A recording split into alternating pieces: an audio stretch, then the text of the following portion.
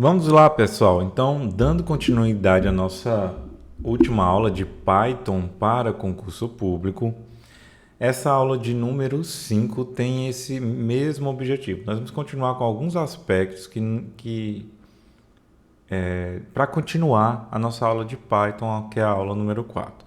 Então, vamos lá. Agora nós vamos falar sobre estruturas de repetição. E o que é uma estrutura de repetição, pessoal?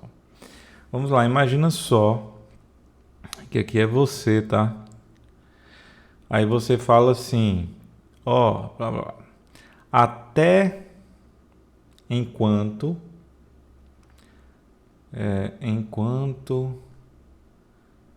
eu não passar tal em um concurso,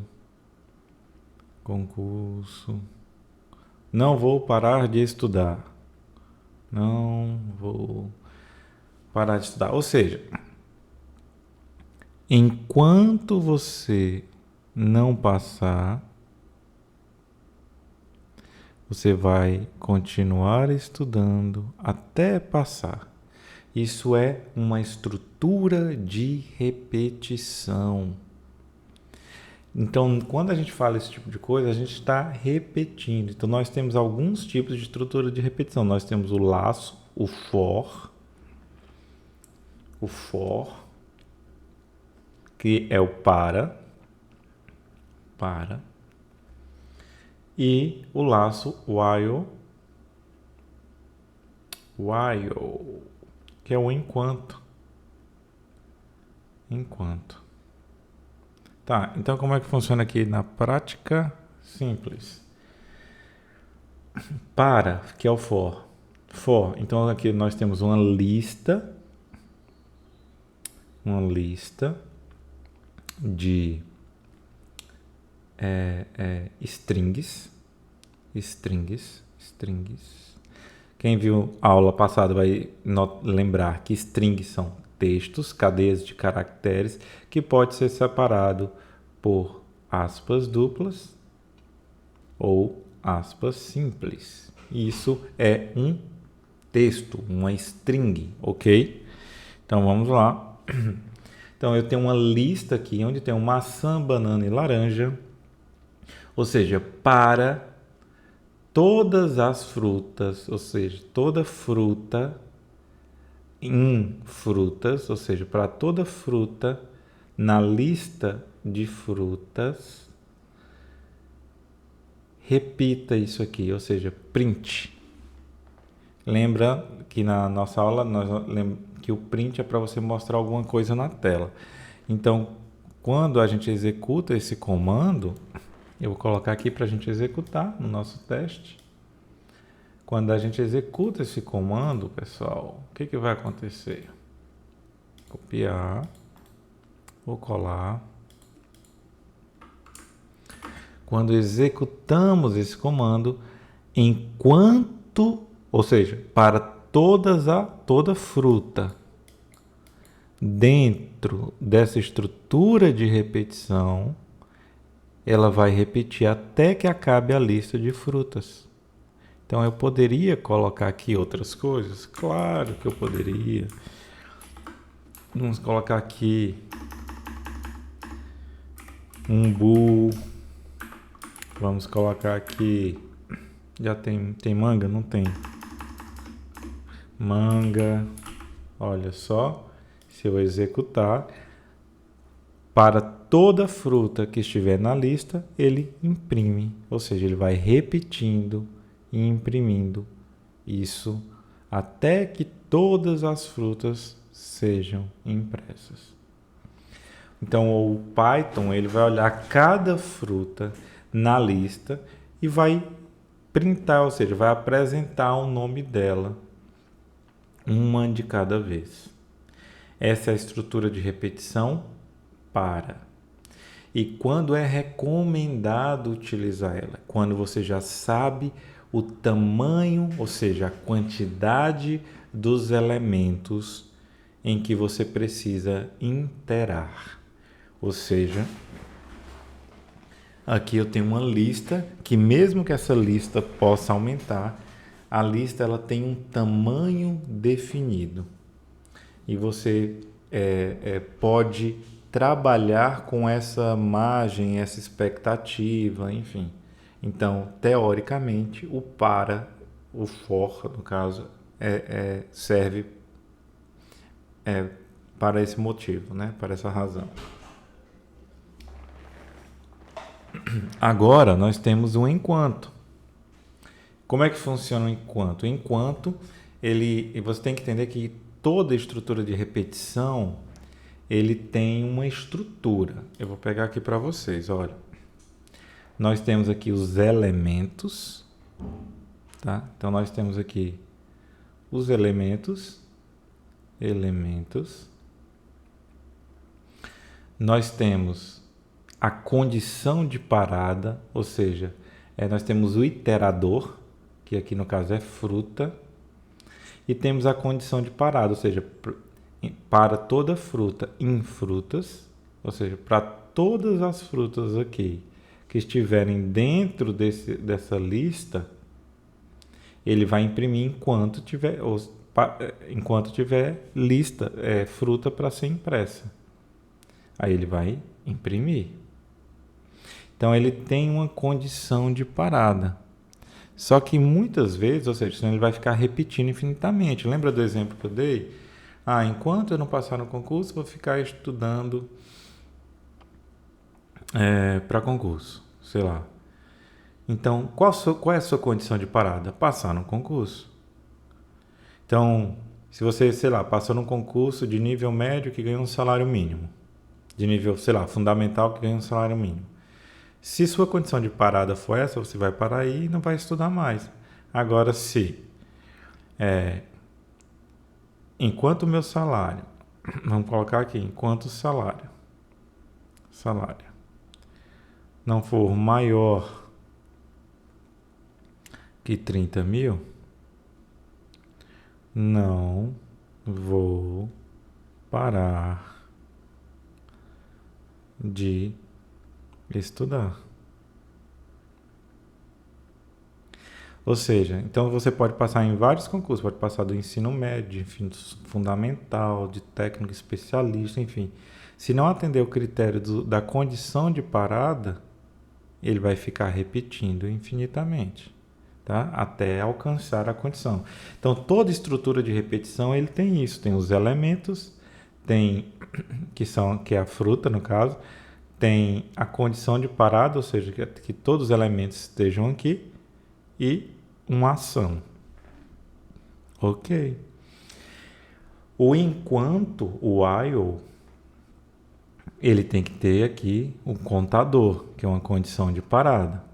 Então, enquanto o contador for menor do que 3, ele vai printar o contador e o contador recebe o contador mais 1. Lembra daquele item que eu mostrei para vocês na aula passada? Isso aqui é a mesma coisa do que contador recebe contador mais 1. Então, como é que funcionaria isso? Eu vou pegar aqui, vamos adicionar um outro código, colocar um enquanto, porque se não existir uma condição de parada, ele vai executar infinitamente.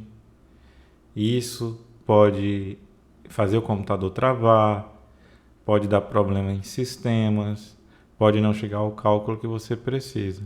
Contador é 0, tá? Então, deixa eu tentar fazer um desenho aqui para vocês verem. Vamos tentar assim, ó. Contador, tá? Então aqui é o contador. Vamos fazer uma tabelinha. Vamos fazer uma tabelinha melhor aqui. Então, contador. Essa canetinha é difícil. Contador no passo 1 dentro do enquanto. Então, o contador valia o quê? No passo 1. Entrou aqui. Então, lembre que o programa executa linha a linha e ele vai ficar rodando. Então, o contador é menor do que 3. Contador é menor do que 3? Contador é 0. Então, ele vai imprimir o contador. Então, o que vai sair aqui? 0. Então, ele vai imprimir 0. Agora, o contador vai receber um valor. Ele vai receber o contador. Lembrando, conte mais igual é a mesma coisa do que contador. Vai receber contador mais 1. Tá? Então, quem é o contador? É 0. 0 mais 1 é quanto? É 1. Então, perceba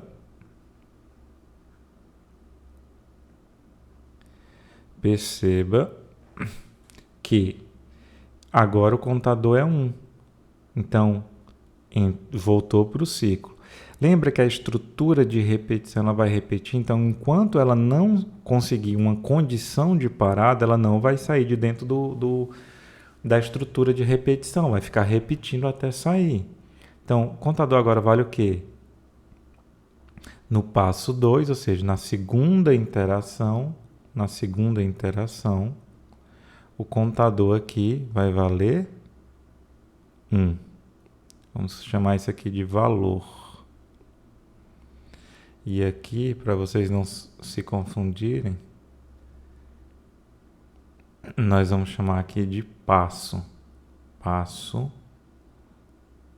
contador. Conte. Só para você entender que aqui é o passo 1, ou seja, no primeiro passo do contador, o contador vale 0. No passo 2, então, contador é menor do que 3? Contador é menor do que 3. Então, se contador é menor do que 3, ele vai imprimir aqui o valor. Ele vai imprimir o valor do contador. Que o contador é 1 no passo 2. No passo 3, só que o contador é 1. Então, 1 mais 1 é igual a 2. Então, o contador aqui vai receber o contador mais 1. Então, na terceira rodada, o valor do contador é 2. Quando ele entrar aqui para a quarta rodada, contador é 2. 2 é menor que 3? Então, ele vai imprimir o 2, que é esse que a gente está vendo aqui. Contador é igual a contador mais 1. Contador vale 2 mais 1, ele é 3. Então, contador é menor do que 3. Então, entendam que aqui ele é menor do que 3 no passo? Não, ele vai ser igual a 3, então ele vai imprimir. Então, ele vai sair desse loop e imprimir só até o 2. Por quê? Porque para imprimir o 3, ele teria que ter o menor igual a 3. Como ele vale 3, ele vai imprimir só eles. Olha só. O caso aqui é a gente tem que sair descrevendo mesmo, viu, gente? Imagina só que eu coloque menor igual a 3. Vamos executar.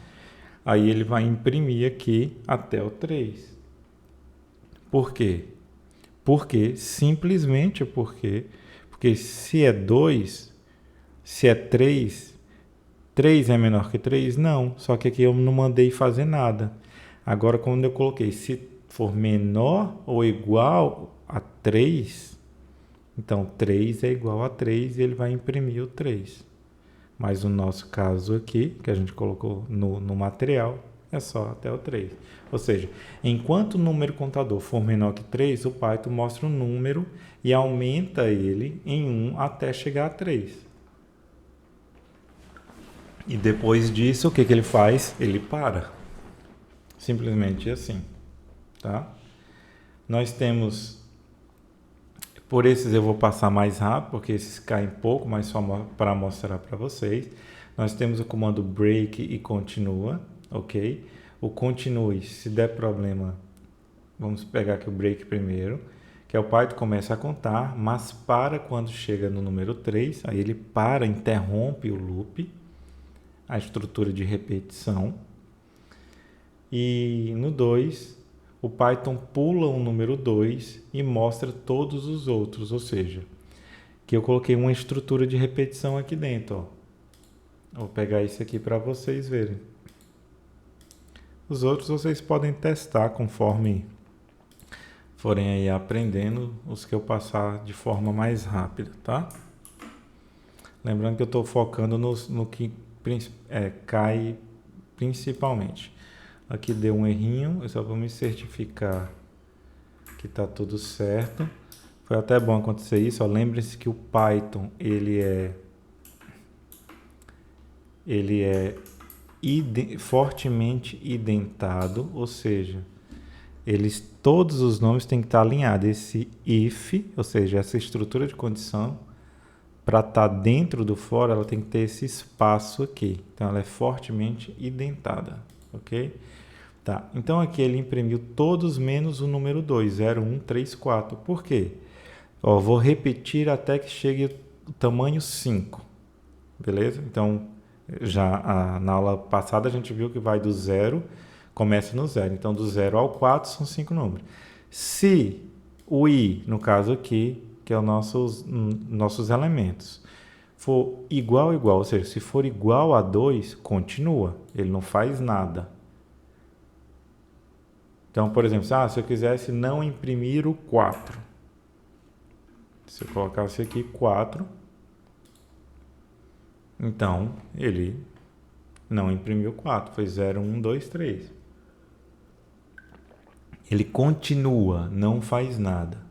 A diferença do break, que é aquele comando, só lembrando para vocês já, o barra, vou colocar assim, o barra,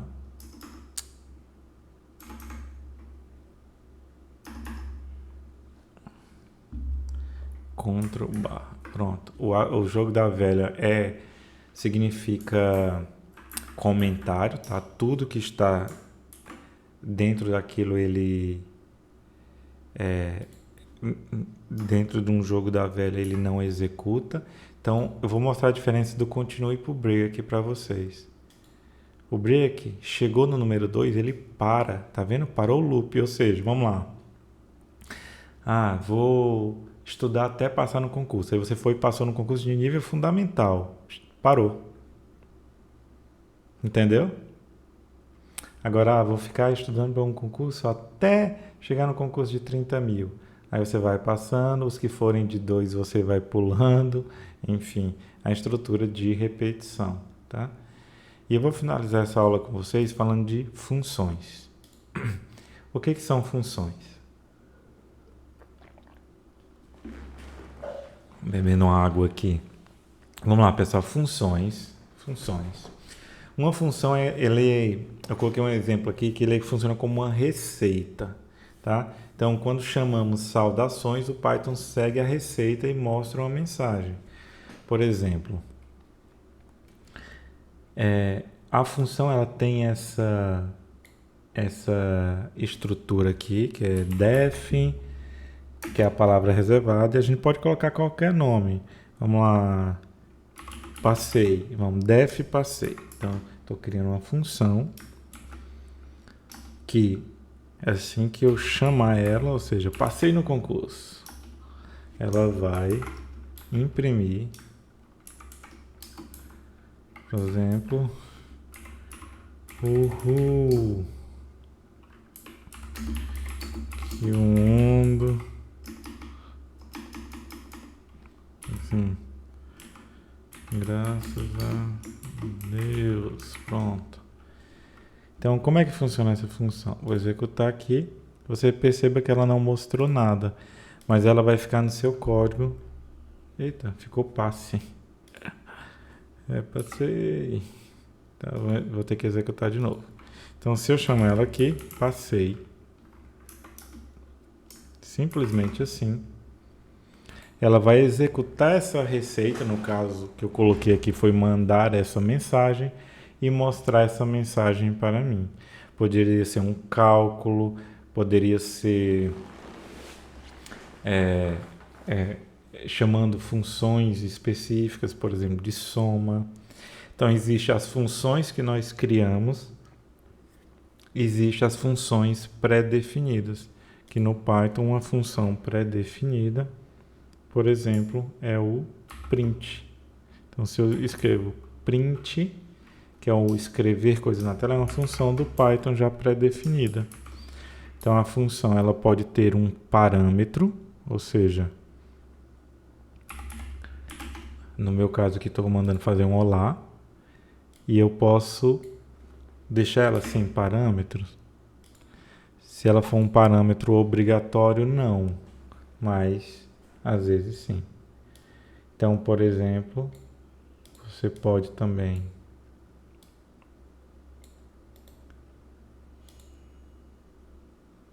colocar valores de parâmetro personalizados. Então, se eu executar essa função, saudações,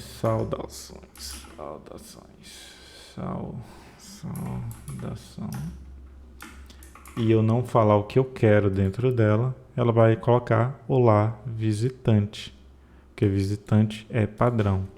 Se eu colocar Diego, ela vai aparecer olá Diego. Pessoal, no material aqui ela vai ter mais algumas considerações, alguns outros tipos de função. Espero que eu tenha ajudado vocês em algo a respeito desse conteúdo. Eu sei que não é um conteúdo fácil, mas eu quero dar uma dica para vocês, de amigo mesmo.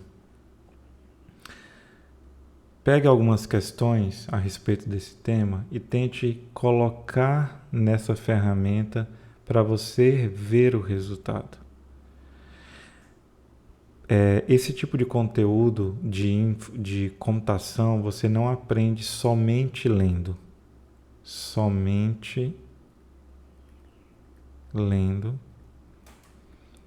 Dificilmente você vai aprender. Tem gente que consegue? Tem, mas eu acredito que a maioria não consiga. No curso de computação, essa é uma das matérias que mais reprova, que é a lógica, a programação, enfim. Espero que vocês continuem firmes na jornada de vocês. Eu vou trazer outros conteúdos relacionados à disciplina fluência de dados. E lembrando que é bem dinâmico, então a gente tem que estar se atualizando sempre. Espero que vocês gostem disso aí. Sucesso na jornada de vocês. Que Deus abençoe vocês e família. E valeu. Até a próxima.